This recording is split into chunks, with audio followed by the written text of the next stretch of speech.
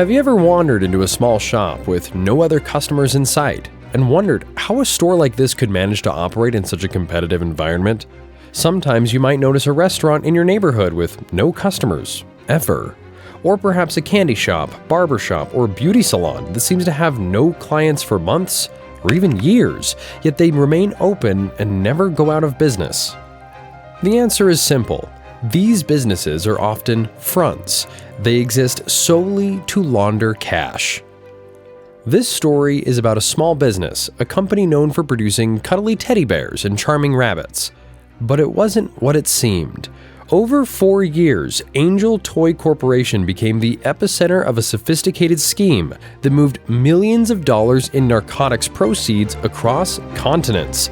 It's the story of how innocent-looking toys were weaponized by cartels.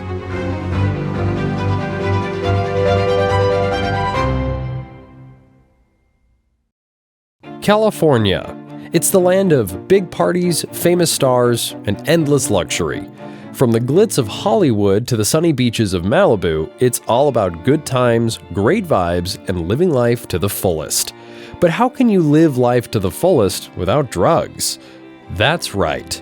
Behind the glamour, cartels and traffickers thrive, making millions from the illegal drug trade. To the outside world, Angel Toy Corporation was just another toy company known for producing stuffed animals. But behind closed doors, this family-owned business was anything but ordinary. For cartels, laundering drug money is crucial. To simplify their operations, cartels often target struggling businesses with liquidity problems. For these business owners, a small commission on laundered millions can be a game changer, transforming their financial struggles into opportunity at a hidden cost. This is where Angel Toy Corporation came into play. It started with cash, lots of it. Couriers affiliated with Colombian drug cartels would drop off bags filled with small denominations of cash, $5, $10, and $20 bills. Some of these deposits came from as far away as New York, each with transactions carefully structured to stay under the $10,000 reporting threshold required by federal law. The belief behind this tactic is that cash deposits below $10,000 will go unnoticed by banks and federal authorities. But this is a misconception. Banks use sophisticated monitoring systems designed to flag suspicious patterns, such as deposits just below the threshold of $10,000, consecutive transactions that exceed $10,000 when aggregated, or deposits originating from unusual regions across the country. These systems also analyze transactions against a business's typical financial activity. This practice of breaking up deposits to avoid detection, known as structuring, is closely monitored by banks and is strictly prohibited under federal law. Engaging in intentional structuring can result in severe penalties, including imprisonment. But structuring was only the beginning.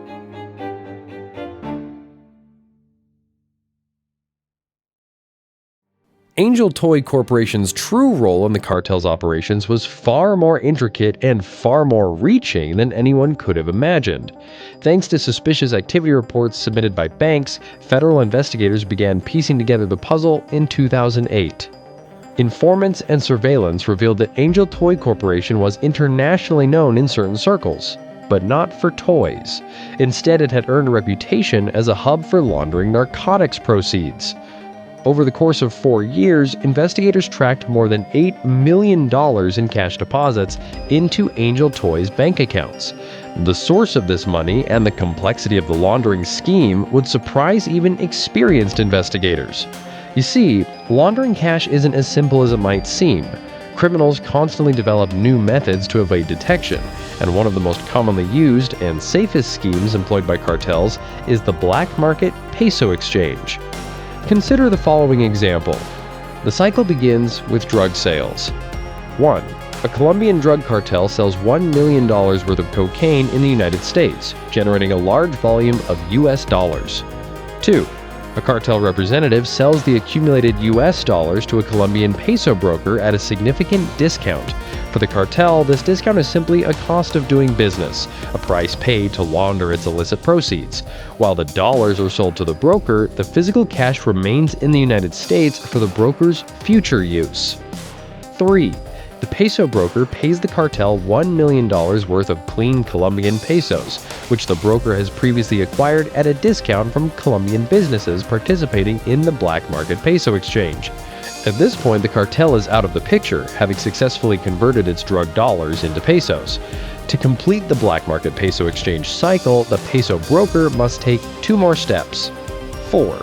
The peso broker's representatives in the United States deposit the purchased drug dollars into financial institutions, using techniques designed to evade suspicion and avoid triggering financial intelligence reporting. 5. The peso broker fulfills orders from Colombian businesses for U.S. trade goods, using the laundered drug dollars in his possession. American manufacturers and distributors, whether knowingly or unknowingly, accept payment in these drug dollars and export goods to Colombia. The broker has now laundered the $1 million in drug money he purchased from the drug cartel. However, Angel Toy Corporation took the scheme a step further, adding an additional layer of complexity by involving international trade with China. This strategy was intended to give the operation an appearance of legitimate business activity. Here's how it worked. 1. The cycle began with couriers, commonly referred to as Smurfs, depositing drug money into Angel Toy Corporation's bank accounts. Smurfs were responsible for breaking down large amounts of cash into smaller deposits, each under the $10,000 reporting threshold to avoid triggering detection.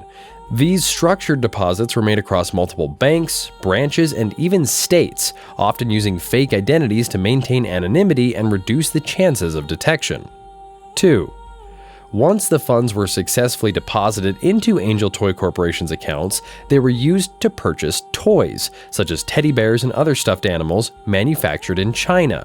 By paying Chinese suppliers for legitimate goods, the company further obscured the illegal origins of the funds. The payments were made via wire transfers, appearing as routine business transactions for importing goods. 3. After the toys arrived in the United States, Angel Toy Corporation exported them to a toy distributor in Colombia. These exports were presented as legitimate business transactions between the two toy companies, complete with invoices and shipping documentation to avoid raising suspicions. 4. Once the toys reached the Colombian distributor, they were sold in the local market through regular retail channels. The revenue generated from these sales, now in the form of clean Colombian pesos, was handed over to the cartels. By this stage, the cash had been fully laundered and was ready for use, seamlessly integrated into the legitimate economy. The system thrives because of its remarkable efficiency and mutual benefits. Whether the product is toys, household appliances, consumer electronics, cigarettes, used auto parts, everyone involved gets what they want. It's estimated that 45% of Colombia's imported consumer goods are paid for through the black market peso exchange, a staggering figure of approximately $35 billion annually. To put this into perspective, this amount surpasses the current market capitalization of some of the world's most well-known companies. Deutsche Bank is only $34 billion, Mitsubishi Electric is $33.9 billion, eBay is $31 billion, and even Warner Brothers is only $31 billion. For the trafficker, the end result is a clean pile of pesos, free to use as they see fit. The businessman in Colombia receives the goods they need, often through unconventional channels that allow them to evade taxes or secure lower prices. The broker profits from the spread between buying and selling dollars and pesos, in addition to earning a commission for facilitating the transaction. Meanwhile, the company supplying the goods enjoys a sale they may not have otherwise achieved. However, this seemingly win-win arrangement comes with a hidden cost. The supplier, knowingly or unknowingly, has now laundered drug money. For years, the system ran like clockwork. Smurfs deposited cash, payments were sent overseas, toys were shipped to Colombia, and clean pesos flowed back into the cartels. But no scheme is perfect. Beneath the surface, small cracks were beginning to form. The operation that once seemed untouchable was about to collapse. What would agents find behind the doors of Angel Toy Corporation? And how deep did its ties to the cartels go?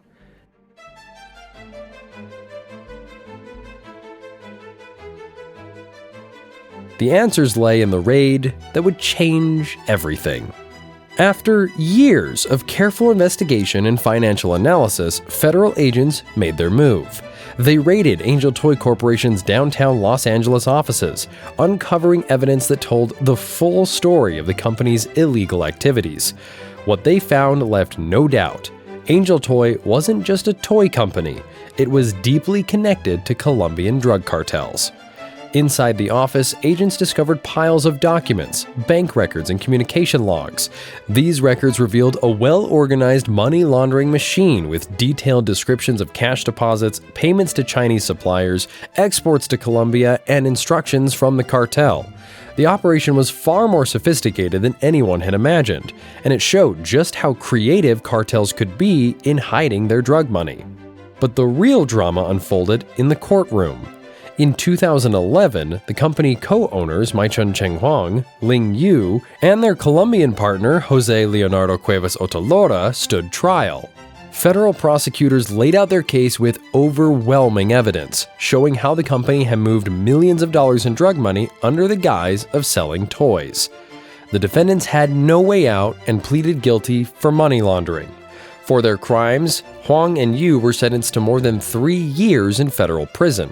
The company itself was hit with a $200,000 fine and ordered to forfeit $1 million, money that had been laundered through their accounts.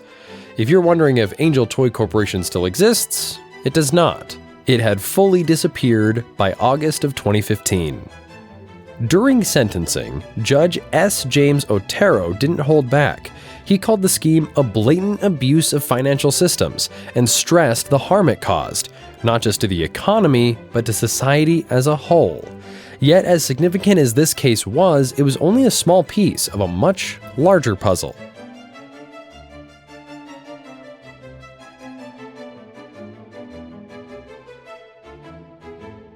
In Colombia, the black market peso exchange is not used just to launder drug money.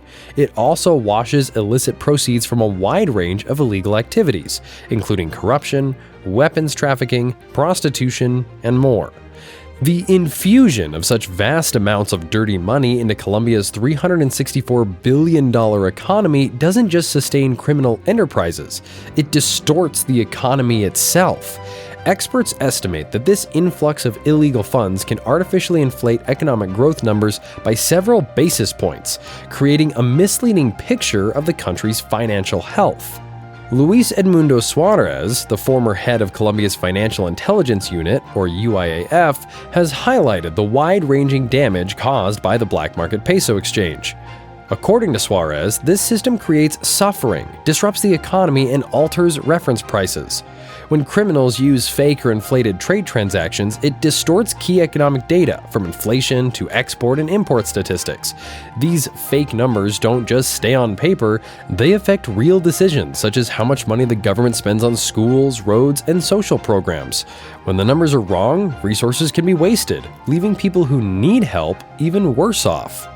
Another major issue is how laundered goods are sold at extremely low prices. This might sound like a good deal for consumers, but it creates unfair competition for honest businesses. Legitimate companies can't afford to match these artificially low prices, causing them to lose customers and potentially even go out of business entirely. For a country like Colombia, where poverty is already a big problem, this unfair system makes it even harder for people to get ahead or build a future of any kind. The social impact of the black market peso exchange is devastating. When illegal money dominates the economy, it pushes out opportunities for honest businesses and honest workers. Families who are already struggling find it even harder to compete in a market that's rigged against them. Jobs disappear, local businesses close, and people lose hope. Angel Toy Corporation may no longer exist, but its story is a reminder that even cuddly teddy bears can have a dark side. If anything, it teaches us that behind every too-good-to-be-true deal, there's probably someone laundering cash or dodging taxes. So the next time you see a plush unicorn selling for $2 at a street market, maybe think twice. It might just be part of the world's most adorable crime ring.